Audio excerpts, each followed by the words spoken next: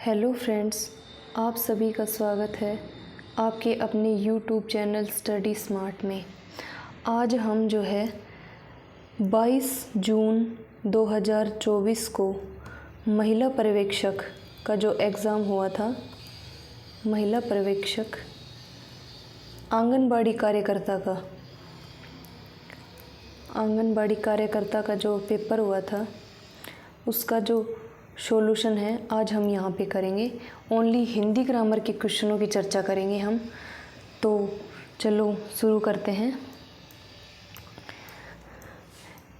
इसमें बीच बीच में दे रखे हैं हिंदी ग्रामर के प्रश्न, तो हम केवल हिंदी व्याकरण के प्रश्नों की ही चर्चा करेंगे। तो पहला क्वेश्चन है, ए धन ए बराबर आ, यह किस प्रकार की संधि का उदाहरण है? ऑप्शन ए विसर्ग संधि, ऑप्शन बी स्वर संधि, ऑप्शन सी व्यंजन संधि, ऑप्शन डी गुण संधि। यहाँ पे दे रखा है ए धन ए बराबर आ, इसमें जो है दीर्घ स्वर संधि है, दीर्घ स्वर संधि। इसमें दीर्घ स्वर संधि है। इसमें जो है ए या आ के बाद में ए या आ के बाद में ए या आ आए तो वो आ हो जाता है। इसी तरह ऊ या बड़ा ऊ के बाद में ऊ या बड़ा ऊ आए तो वो बड़ा ऊ हो जाता है। ऐसे ही ई या बड़ी ई के बाद में ई या बड़ी ई आए तो वो बड़ी ई हो जाता है। तो इसमें जो है दीर्घ स्वर संधि है। तो यहाँ पे ऑप्शन बी हमारा राइट आंसर है। तो ऑप्शन बी हमारा राइट आंसर है, इसमें स्वर संधि है। नेक्स्ट क्वेश्चन पे चलते हैं। इसमें बीच बीच में दे रखे हैं, तो हमको जो है उनको ढूंढ के उनका सॉल्यूशन करना है। निम्नलिखित में से किस अनेकार्थक शब्द के अर्थ बूंद, कण, शून्य, चिन्ह आदि हैं? ऑप्शन ए बिंदु, ऑप्शन बी बट्टा, ऑप्शन सी बिंदी, ऑप्शन डी मुद्रा। इसमें हमें अनेकार्थक शब्द जो है बूंद, कण, शून्य और चिन्ह, इनका दे रखा है। तो इनका चयन करना है कि ये किसके हैं। तो इसमें राइट आंसर होगा ऑप्शन ए, बिंदु के अनेकार्थक शब्द हैं ये बूंद, कण, शून्य और चिन्ह। ठीक है, ऐसे ही कुछ और देख लेते हैं हम। अनेकार्थक शब्द अंक होता है एक, अंक बहुत बार पूछा जा रहा है। अंक का है एक गिनती के अंक, गिनती के अंक, अध्याय, गिनती के अंक हो गया, अध्याय हो गया और भाग्य हो गया, भाग्य भी अंक का होता है। और एक हो गया मतांध, मतांध और अंधविश्वासी, अंधविश्वासी। गिनती के अंक, अध्याय, भाग्य, मतांध और अंधविश्वासी, ये सभी अंक के अनेकार्थक शब्द समूह हैं। इसी तरह एक और है अज, बहुत बार पूछा जा रहा है अज। अज का होगा ब्रह्मा, ब्रह्मा, बकरा, दशरथ के पिता, दशरथ के पिता का नाम भी जो था अज था, दशरथ के पिता का नाम, दशरथ के पिता का नाम अज। और एक हो गया जीव, जीव और शिव, शिव भी अज को बोलते हैं। अज के अनेकार्थक में आएगा ब्रह्मा, बकरा, दशरथ के पिता, दशरथ के पिता का नाम अज और जीव और शिव, ये सभी अंक के अनेकार्थक शब्द समूह हैं। तो हमारा यहाँ पे ऑप्शन ए जो है राइट आंसर है। नेक्स्ट क्वेश्चन पे चलते हैं। निम्नलिखित में से कौन सा शुद्ध वाक्य है? इसमें शुद्ध वाक्य का चयन करना हमें। ऑप्शन इसमें जो है ये दे रखे हैं, ए मटर में हरा धनिया डाला गया, बी सुबह सुबह व्यायाम करना चाहिए, सी उनका आपस में नोक झोंक होता रहता है, डी कमरे का छत नीचे आ गिरा, ई मैं पुस्तक पढ़ रही हूँ। नीचे दिए गए विकल्पों में से सबसे उपयुक्त उत्तर का चयन कीजिए। इसमें यहाँ हमें पूछ रहा है कि शुद्ध वाक्य कौन सा है। तो इसमें जो है मटर में हरा धनिया डाला गया, ये शुद्ध है। बी, सुबह सुबह व्यायाम करना चाहिए, ये भी सही है। और उनका आपस में नोक झोंक होता रहता है, ये गलत है। इसका होगा उनकी आपस में नोक झोंक होती रहती है, नोक झोंक होती रहती है। उनकी आपस में नोक झोंक होती रहती है। कमरे का छत नीचे आ गिरा, ये भी गलत है और ये भी गलत है। कमरे की छत नीचे आ गिरी, की आएगा इसमें और नीचे आ गिरी। और मैं पुस्तक पढ़ रही हूँ, ये सही है। ए भी सही है, बी भी सही है और ई भी सही है। जिस ऑप्शन में ए बी ई है वो हमारा राइट आंसर है। तो ऑप्शन बी जो है ये राइट आंसर है। इसमें ए बी और ई सही है। मटर में हरा धनिया डाला गया, सुबह सुबह व्यायाम करना चाहिए, मैं पुस्तक पढ़ रही हूँ, ये सही है। और उनका आपस में, इसका सही होगा उनकी आपस में नोक झोंक होती रहती है, कमरे की छत नीचे आ गिरी। तो ऑप्शन बी हमारा राइट आंसर है। नेक्स्ट क्वेश्चन पे चलते हैं। जिन धातुओं का प्रयोग अकर्मक और सकर्मक दोनों रूपों में होता है उन्हें कौन सी धातु कहते हैं। इसमें पूछ रहा है कि जिन धातुओं का प्रयोग अकर्मक और सकर्मक रूपों में होता है उन्हें कौन सी धातु कहते हैं। मूल धातु, यौगिक धातु, प्रेरणार्थक धातु या उभयविध धातु। तो ऑप्शन डी इसका राइट आंसर है। उभयविध धातु का प्रयोग अकर्मक और सकर्मक दोनों रूप में होता है। तो ऑप्शन डी हमारा राइट आंसर है। नेक्स्ट क्वेश्चन पे चलते हैं। सूची 1 के साथ सूची 2 का मिलान कीजिए। सूची 1 में हिंदी शब्द पारिभाषिक शब्द हैं, तो दूसरी तरफ सूची 2 में अंग्रेजी शब्द प्रयोग हैं, अंग्रेजी प्रयोग है। शब्द जो है पारिभाषिक, उनका अंग्रेजी प्रयोग के साथ मिलान करना है। तो चलो देखते हैं। खंड, खंड का होगा क्लोज। खंड बोलते हैं हम क्लोज, ठीक है। खंड का हो गया क्लोज, और संहिता का हो गया कोड, और अभियुक्त का हो गया अक्यूज्ड, अपीलकर्ता का होगा अपीलेंट।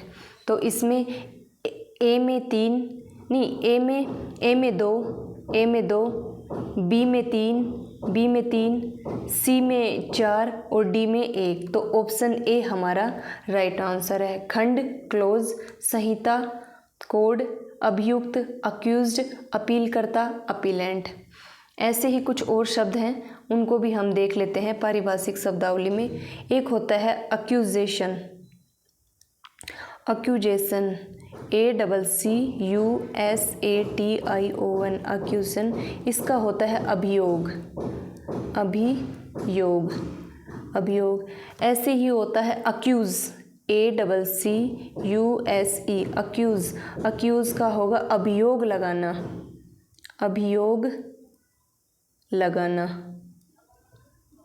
अक्यूजेशन अभियोग और अक्यूज अभियोग लगाना। और एक और है इम्पोर्टेंट, वो भी आप देख लेना एक बार, अखोर्ड, ACCORD, अखोर्ड। इसका होता है समझौता, अखोर्ड, समझौता। ये कुछ पारिभाषिक शब्द हैं, इनको आप देख लेना। अक्यूजेशन अभियोग, अक्यूज अभियोग लगाना, अखोर्ड समझौता। तो ऑप्शन ए जो है यहाँ पे हमारा राइट आंसर है। नेक्स्ट क्वेश्चन पे चलते हैं। ये भी पारिभाषिक शब्द का ही क्वेश्चन है। सूची 1 के साथ सूची 2 का मिलान कीजिए। सूची 1 में तो पारिभाषिक शब्द हैं, तो दूसरी तरफ सूची 2 में हिंदी प्रयोग है। एब्स्ट्रैक्ट है, इसका अर्थ होता है, एब्स्ट्रैक्ट का अर्थ होगा सार, एब्स्ट्रैक्ट सार हो गया। ऐसे ही अफेयर्स का होगा कार्य मामले। एक्टिंग का हो गया कार्यवाहक। और एडवाइस सलाह। ए में 3, बी में 1, सी में 2 और डी में 4। तो ऑप्शन बी हमारा राइट आंसर है। एब्स्ट्रैक्ट सार, अफेयर्स कार्य मामले, एक्टिंग कार्यवाहक, एडवाइस सलाह। ऐसे ही कुछ और पारिभाषिक शब्द हैं, उनको हम एक बार देख लेते हैं। एक होता है एडवर्स, ADVERSE, एडवर्स, इसका होता है प्रतिकूल, एडवर्स प्रतिकूल। ऐसे ही होगा अपेंडिक्स, ये भी बहुत बार पूछा गया है, अपेंडिक्स, अपेंडिक्स, इसका हो गया परिशिष्ट, परिशिष्ट, अपेंडिक्स परिशिष्ट हो गया। ऐसे ही अप्रेज, मूल्यांकन, APPRAISE, अप्रेज, इसका हो गया मूल्यांकन, मूल्यांकन। एडवर्स प्रतिकूल, अपेंडिक्स परिशिष्ट और अप्रेज मूल्यांकन। तो यहाँ पे हमारा राइट आंसर है ऑप्शन बी, ऑप्शन बी हमारा राइट आंसर है। नेक्स्ट क्वेश्चन पे चलते हैं।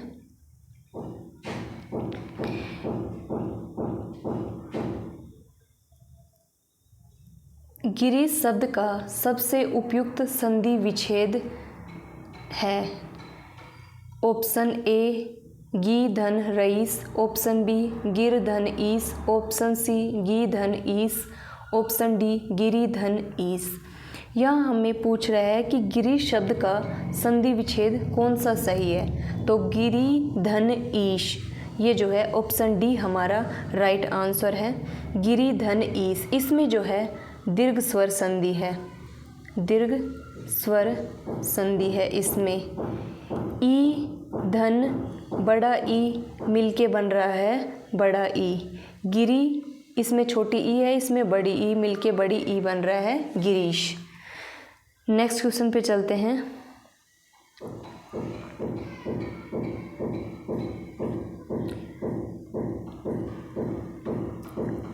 निम्नलिखित में से कौन से अशुद्ध शब्द है? ए पुण्य, बी प्रांगण, सी प्रतिकूल, डी निवृत्ति, ई परिणति। नीचे दिए गए विकल्पों में से सबसे उपयुक्त उत्तर का चयन कीजिए। यहाँ हमें पूछ रहा है कि अशुद्ध शब्द ढूंढना है। चलो देखते हैं। पुण्य ये शुद्ध है, प्रांगण ये भी शुद्ध है, और प्रतिकूल ये गलत है। प्रतिकूल ऐसे लिखा जाता है प्रतिकूल, ये शुद्ध रूप है हमारा प्रतिकूल। निवृत्ति ये भी गलत है, निवृत्ति ऐसे लिखा जाता है, इसमें डबल तय आएंगे निवृत्ति। परिणति ये भी गलत है, परिणति, परिणति, एक मिनट रुकिए, इसमें परिणति ऐसे आएगा परिणति, णति, ये ऐसे लिखा जाता है परिणति। निवृत्ति, प्रतिकूल और परिणति ये जो है तीनों गलत है। सी, डी और ई, सी, डी और ई, तो ऑप्शन जो है सी हमारा राइट आंसर है। सी, डी, ई ये जो है गलत है, ऑप्शन सी हमारा राइट आंसर है। ऐसे ही कुछ एक दो शब्द शुद्धि में हम देख लेते हैं। प्रज्वलित, प्रज्वलित बहुत बार पूछा जा रहा है प्रज्वलित। ऐसे ही प्रतिछाया, प्रतिचय आएगा इसमें आधा और फिर छाया, प्रतिछाया। ऐसे ही पृथक, पृथक, और नुपुर ये तो बहुत ज़्यादा इम्पोर्टेंट है, इसको आप देख लेना। नूपुर, नू की मात्रा बड़ी आएगी, और पू और रे, नुपुर।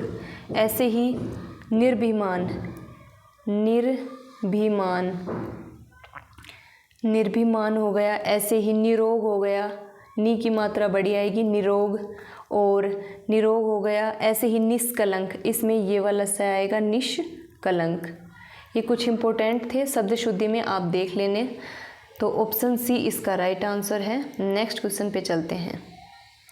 निम्नलिखित विकल्पों में से अनिल अनल शब्द युग्म का सबसे उपयुक्त अर्थ है।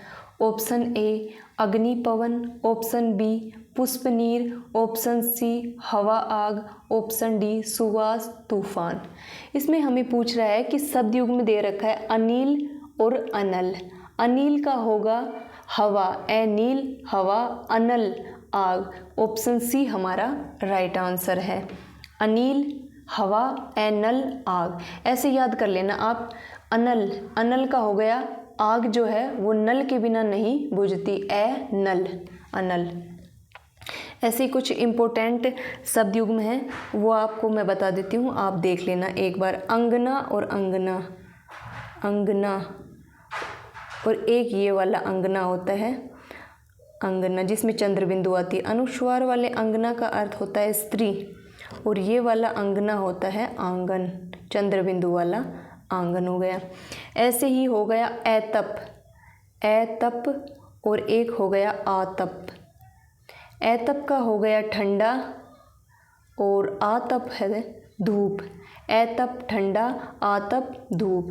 ऐसे ही अम्ब और अम्बु, अम्ब और अम्बु। अम्ब का हो गया माता, अम्ब माता, और अम्बु इसका हो गया जल। अम्ब माता, अम्बु जल। ऐसे ही आगार, आगार होता है, और एक होता है आगर। आगार तो होता है स्थान, स्थान हो गया, और आगर हो गया आकर या ढेर। ये कुछ शब्द युग्म हैं, आप इनको एक बार देख लेना। ठीक है, तो चलो नेक्स्ट क्वेश्चन पे चलते हैं। यहाँ हमारा ऑप्शन सी राइट आंसर है। नेक्स्ट पे चलते हैं। गगनचुंबी सामासिक पद निम्न में से किस समास का सबसे उपयुक्त उदाहरण है? ऑप्शन ए तत्पुरुष समास, ऑप्शन बी द्वंद्व समास, ऑप्शन सी बहुव्रीहि समास, ऑप्शन डी अव्ययी भाव समास। हमें समास दे रखा है गगनचुंबी, ये सामासिक पद है, तो इसमें जो है कौन सा समास है? गगनचुंबी, इसका समास विग्रह होगा गगन को चूमने वाला, गगन को चूमने वाला, गगनचुंबी। इसमें जो है कर्म तत्पुरुष समास है, कर्म तत्पुरुष समास है। को इसमें कारक चिन्ह आ रहा है कर्म, तो इसमें कर्म तत्पुरुष समास है। कर्म तत्पुरुष समास, तो ऑप्शन ए हमारा राइट आंसर है।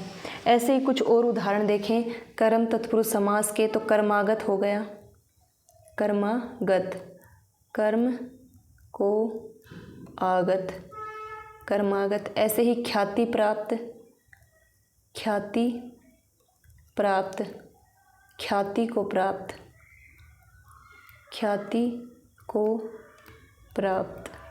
ये कुछ कर्म तत्पुरुष समास के उदाहरण थे। तत्पुरुष समास में जो है कर्म से लेके अधिकरण कारक तक 6 कारक जो होते हैं उनका समास बनता है। नेक्स्ट क्वेश्चन पे चलते हैं।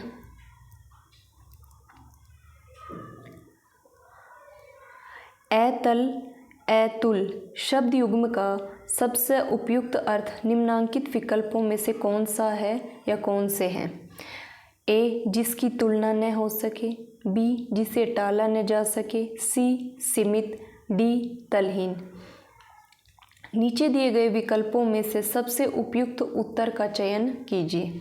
इसमें ऐतल और ऐतुल दे रखा है। ऐतल, ऐतल का हो गया तलहीन, जिसके तल नहीं है। ऐतल का हो गया तलहीन, और ऐतुल, तुल जिसकी तुलना न हो सके वो ऐतुल। तो डी और ए जिसमें है वो हमारा राइट आंसर है। सॉरी, तो ऑप्शन बी जो है हमारा राइट आंसर है। ऐतल, तलहीन और ऐतुल जिसकी तुलना न हो सके, तो ऑप्शन बी हो गया हमारा यहाँ पे राइट आंसर है। ऐसे ही कोई 2-4 शब्द युग्म और हैं, उनको हम देख लेते हैं। एक हो गया अपमान, अपमान, और दूसरा हो गया उपमान। अपमान तो होता है निरादर, अपमान निरादर, और उपमान जिससे तुलना हो, जिससे तुलना हो वो उपमान हो गया। ऐसे ही एक हो गया अंश और अंश, अंश और ये वाला अंश। इस अंश का अर्थ है कंधा, कंधा, और ये अंश है भाग, हिस्सा। ऐसे ही अश्व है और अश्व, अश्व और ऐश्व। इस अश्व का होगा घोड़ा, घोड़ा, और ये अश्व है धनहीन, अश्व धनहीन या जो गरीब होता है ये है। ऐसे ही एक होता है अनुभव, अनुभव, और एक होता है अभिनव, अभिनव। अनुभव का होता है तजुर्बा, एक्सपीरियंस जिसको बोलते हैं, अनुभव, तजुर्बा, और अभिनव का होता है नया। ये कुछ शब्द युग्म थे, तो आप इनको एक बार देख लेना। ऑप्शन जो है इसमें बी हमारा राइट आंसर है, ऑप्शन बी हमारा इसमें राइट आंसर है, डी और ए। नेक्स्ट क्वेश्चन पे चलते हैं। और अगर वीडियो पसंद आए तो प्लीज़ लाइक, शेयर और सब्सक्राइबर कर दीजिएगा, सब्सक्राइब कर देना ताकि हमें भी अच्छा लगे और हम और भी अच्छा कंटेंट लाने का प्रयास करेंगे। तो प्लीज़ वीडियो को लाइक कर देना। मुट्ठी गर्म करना मुहावरे का सबसे उपयुक्त अर्थ है। ऑप्शन ए हाथ सेकना, ऑप्शन बी ठंड से बचना, ऑप्शन सी घूस देना, ऑप्शन डी मारपीट करना। इसमें पूछ रहा है कि मुट्ठी गर्म करना, इस मुहावरे का अर्थ क्या है। तो इसमें सबको पता है इसका अर्थ है घूस देना। ऑप्शन सी हमारा राइट आंसर है, मुट्ठी गर्म करना, घूस देना। ऐसे ही एक दो मुहावरे और हैं, वो आप एक बार देख लेना। चिराग तले अंधेरा होना, अभी हाल ही के किसी एग्ज़ाम में पूछा गया था। चिराग तले अंधेरा होना, निकट के दोस्त को न देखना, निकट के दोस्त को न देखना, चिराग तले अंधेरा होना। ऐसे ही एक और है घोंगा बसंत, घोंगा बसंत, महामूरख, इसको बोलते हैं हम महामूरख। ऐसे ही एक और है गाल बजाना, गाल बजाना, ये एसआई में पूछा जा चुका है। इसका है डींग हाँकना, डींग हाँकना या बढ़ चढ़ कर बातें करना। तो ये कुछ मुहावरे थे, ये आपने देख लिए। तो ऑप्शन सी जो है ये हमारा राइट आंसर है। नेक्स्ट क्वेश्चन पे चलते हैं। जहाँ खाना मुफ्त मिलता है, वाक्य खंड हेतु निम्न में से सबसे उपयुक्त एक शब्द का चयन कीजिए। ऑप्शन ए औषधालय, ऑप्शन बी सदाव्रत, ऑप्शन सी अन्नागार, ऑप्शन डी बुभुक्षा। इसमें वाक्यांश के लिए एक शब्द को ढूंढना है हमें। जहाँ खाना मुफ्त मिलता है उसे बोलते हैं हम सदाव्रत। तो ऑप्शन बी हमारा राइट आंसर है। औषधालय जहाँ औषधि रखी जाती है, अन्नागार जो अन्न का भंडार होता है रखने का, उसको अन्नागार कहते हैं। और बुभुक्षा, बुभुक्षा को कहते हैं भोजन करने की इच्छा, भोजन करने की इच्छा, भोजन करने की इच्छा को हम बोलते हैं बुभुक्षा। कुछ एक दो वाक्यांश के लिए एक शब्द हैं, उनको देख लेना। यज्ञ में जलाने की लकड़ी को हम बोलते हैं समीधा, समीधा, समीधा होता है यज्ञ में जलाने की लकड़ी।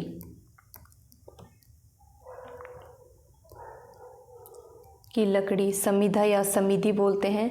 एक होता है कुहू, कुहू, इसको हम बोलते हैं अमावस्या की रात, अमावस्या की रात। ये कुछ ऐसे ही एक होता है बुभुक्षु, यहाँ तो बुभुक्षा था भोजन करने की इच्छा। ऐसे ही एक होता है बुभुक्षु, बुभुक्षु, ये होता है खाने का इच्छुक, खाने का इच्छुक या जिसे भूख लगी हो, ये बुभुक्षु हो गया, बुभुक्षु और बुभुक्षा भोजन करने की इच्छा। ठीक है, तो ऑप्शन बी हमारा राइट आंसर है। नेक्स्ट क्वेश्चन पे चलते हैं।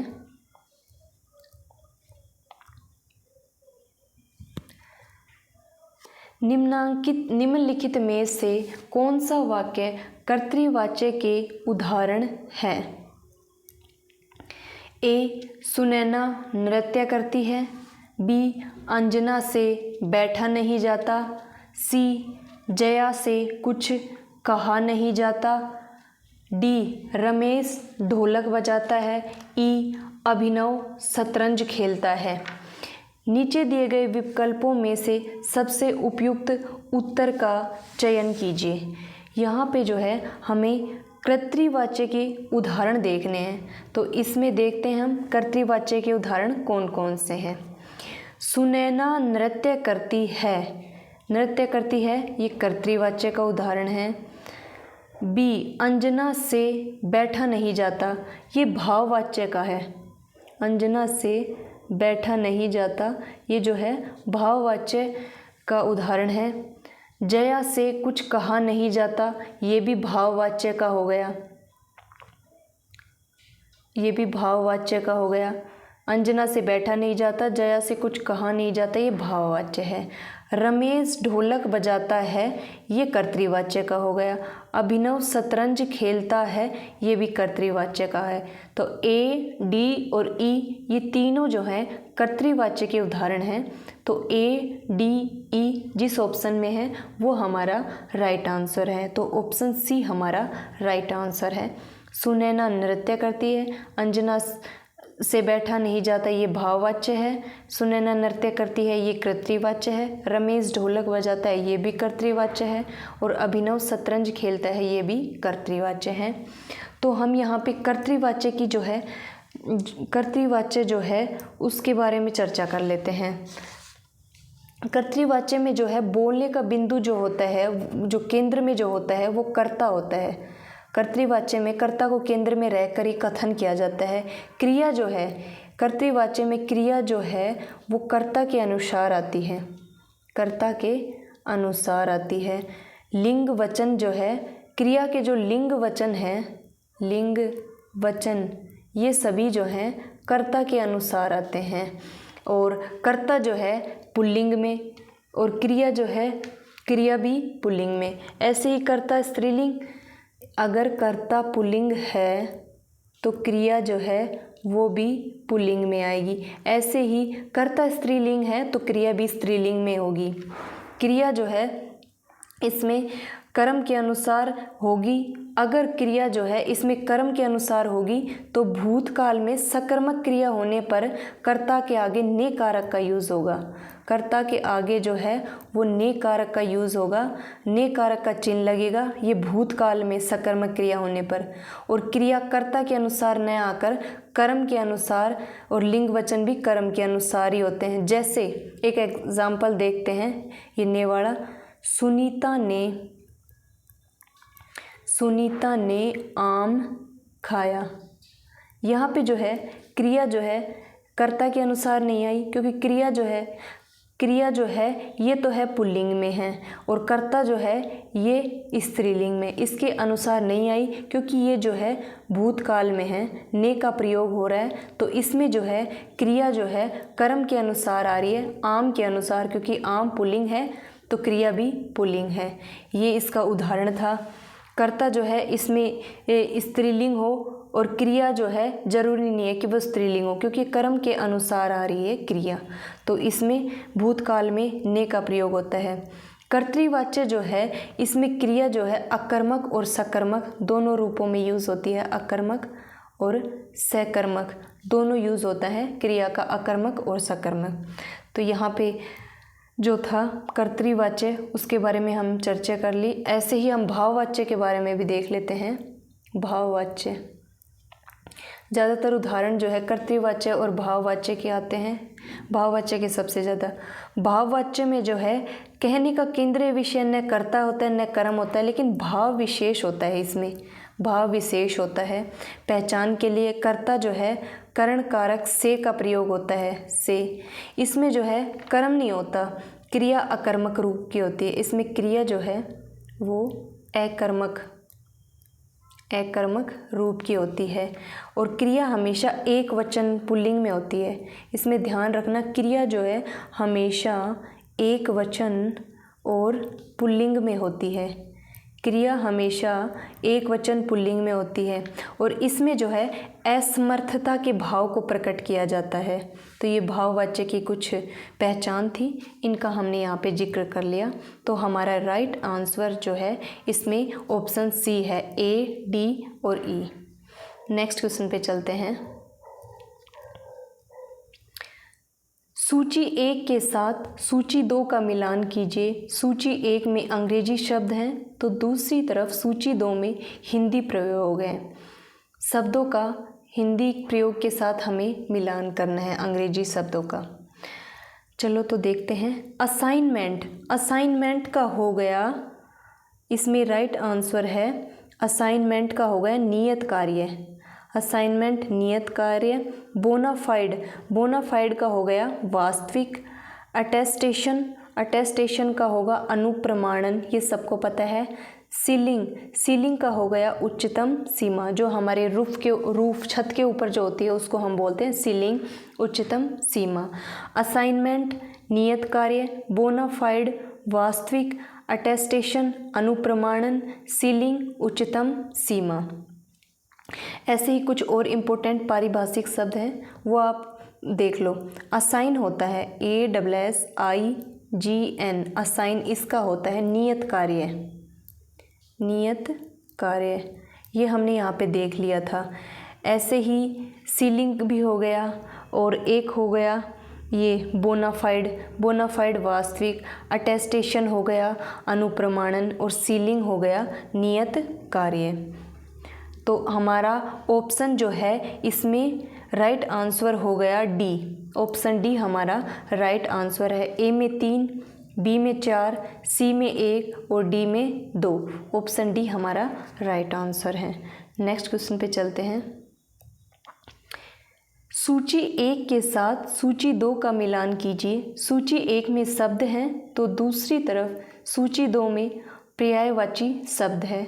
शब्दों का पर्यायवाची शब्दों के साथ मिलान करना हमें। तो चलो देखते हैं। सरस्वती बहुत बार पूछा जा रहा है, बार बार पूछा जा रहा है। सरस्वती का हो गया वाग्देवी, पुत्र तनुज, सोना कनक, नृप राजा। तो हमारा राइट आंसर तो हो गया इसमें ऑप्शन बी। ए में 3, बी में 1, सी में 4 और डी में 2, ऑप्शन बी हमारा राइट आंसर है। हम सरस्वती के कुछ पर्यायवाची शब्द हैं उन पर चर्चा कर लेते हैं। बार बार पूछा जा रहा है सरस्वती का अलग अलग देके। सरस्वती का हो गया गिरा, ब्रह्मसुता, ब्रह्मसुता, ब्रह्माणी, ब्रह्माणी, भारती, भारती तो बहुत ही इम्पोर्टेंट है, ये सरस्वती का है। भारती हो गया, वाग्देवी ये भी इम्पोर्टेंट है, और शारदा, शारदा, हरिद्रा, शारदा हो गया, हरिद्रा हो गया। ऐसे ही एक है वीणा पाणी, बहुत बार पूछा जा रहा है। वीणा पाणी, भारती, वाग्देवी, वीणा पाणी ये तो इम्पोर्टेंट है, इनको तो आप याद करना है। एक हो गया हरिता, हरिता। ऐसे ही एक हो गया हल्द और महाश्वेता, ये भी इम्पोर्टेंट है सरस्वती का, महाश्वेता और कादम्बरी। ये हो गए गिरा, ब्रह्मसुता, ब्रह्माणी, भारती, वाग्देवी, शारदा, हरिद्रा, वीणा पाणी, हरिता, हल्द, महाश्वेता, कादम्बरी। ये सरस्वती के कुछ पर्यायवाची शब्द हैं, तो इनकी हमने यहाँ पे चर्चा कर ली है। तो ऑप्शन जो है इसमें बी हमारा राइट आंसर है, ऑप्शन बी राइट आंसर है। नेक्स्ट क्वेश्चन पे चलते हैं। प्रगल्भ का पर्यायवाची शब्द निम्नलिखित में से कौन सा नहीं है? ऑप्शन ए विख्यात, ऑप्शन बी अहंकारी, ऑप्शन सी अभिमानी, ऑप्शन डी दंभी। इसमें हमें पूछ रहा है कि प्रगल्भ का पर्यायवाची शब्द कौन सा नहीं है, तो इसमें अहंकारी, अभिमानी और दंभी ये तीनों जो है इसके पर्यायवाची शब्द है, लेकिन ऑप्शन ए जो है ये नहीं है, तो यही हमारा राइट आंसर है। विख्यात जो है प्रगल्भ का पर्यायवाची शब्द नहीं है, तो ऑप्शन ए हमारा राइट आंसर है। नेक्स्ट क्वेश्चन पे चलते हैं। और प्लीज़ वीडियो को ज़्यादा से ज़्यादा अपने फ्रेंड सर्कल में शेयर कर देना। निम्नलिखित में से कर्मवाच्य के उदाहरण हैं। ए आम खाया जाता है, बी राजीव पाठशाला जाता है, सी तबला बजाया जाता है, डी गीत गाया जाता है, ई राधा से देखा नहीं जाता। नीचे दिए गए विकल्पों में से सबसे उपयुक्त उत्तर का चयन कीजिए। हमें जो है यहाँ कर्मवाच्य के उदाहरण का चयन करना है, तो चलो देखते हैं कर्मवाच्य का उदाहरण इसमें जो है कौन कौन सा है उसको देखते हैं। आम खाया जाता है, ये जो है कर्मवाच्य का उदाहरण है। राजीव पाठशाला जाता है, ये कर्मवाच्य का नहीं है। और तबला बजाया जाता है, ये जो है तबला बजाया जाता है, ये भी कर्मवाच्य का उदाहरण है। तबला बजाया जाता है, ये कर्मवाच्य का हो गया। और गीत गाया जाता है, ये भी कर्मवाच्य का उदाहरण होगा। ए, सी और डी ये जो हैं हमारे कर्मवाच्य के उदाहरण हैं। आम खाया जाता है, तबला बजाया जाता है, गीत गाया जाता है, ये जो है कर्मवाच्य के उदाहरण हैं। राजीव पाठशाला जाता है, ये जो है कर्मवाच्य का उदाहरण नहीं है। पाठशाला जाता है, ये जो है राजीव और जाता है, ये कर्तृवाच्य का उदाहरण है।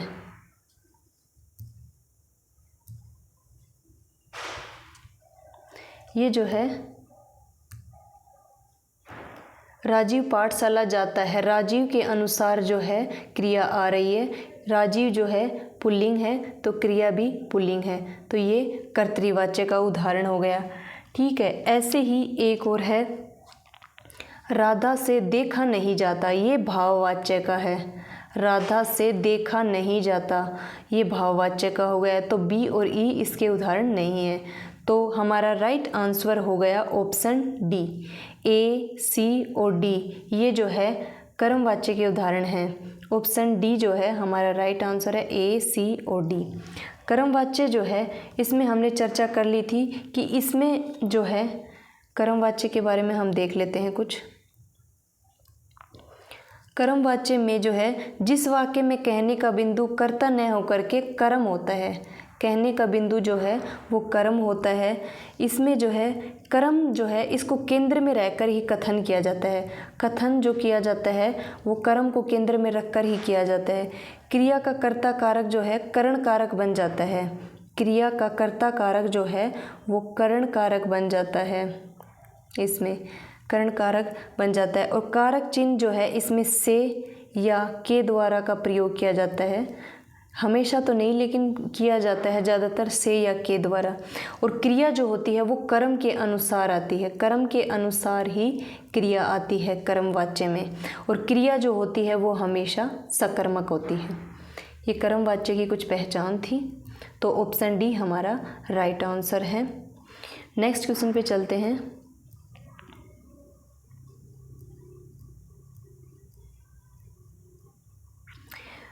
रिजु शब्द का अनेकार्थक शब्द निम्नलिखित में से कौन सा नहीं है? ऑप्शन ए सीधा, ऑप्शन बी सुगम, ऑप्शन सी नक्षत्र, ऑप्शन डी अनुकूल। इसमें हमसे पूछ रहा है कि रिजु शब्द का अनेकार्थक शब्द कौन सा नहीं है। तो इसमें जो है ये सीधा भी होता है, सुगम भी होता है और अनुकूल, ये सभी रिजु के अनेकार्थक शब्द समूह हैं।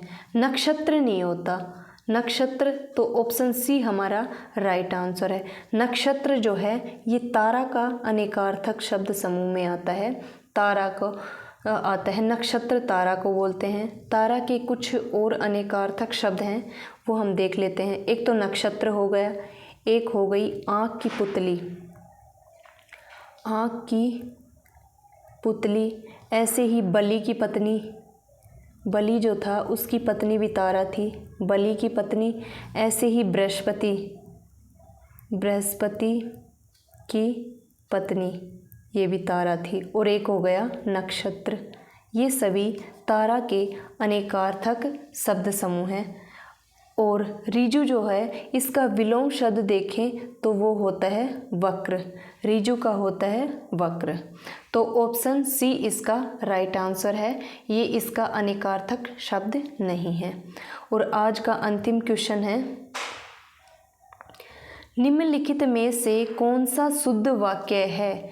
ए, पुलिस ने रामू में आरोप लगाया। बी, मैंने अजय को नहीं मारा है। सी, वह संतान के कारण दुखी है। डी, नमन पाठशाला से लौट आया। ई, उसने मुझे आज खाने को बुलाया। इसमें हमें शुद्ध वाक्य का चयन करना है, तो चलो देखते हैं इसमें कौन कौन से शुद्ध है। पुलिस ने रामू में आरोप लगाया, ये अशुद्ध है। इसका शुद्ध रूप होगा, पुलिस ने रामू पर आरोप लगाया, ये इसका शुद्ध रूप है। मैंने अजय को नहीं मारा, ये सही है और ये गलत हो गया, ये सही है। मैंने अजय को नहीं मारा। वह संतान के कारण दुखी है, ये भी सही है। नमन पाठशाला से लौट आया, ये भी सही है। बी, सी, डी तीनों सही है। उसने मुझे आज खाने को बुलाया, ये गलत है। इसका शुद्ध रूप होगा, उसने मुझे आज खाने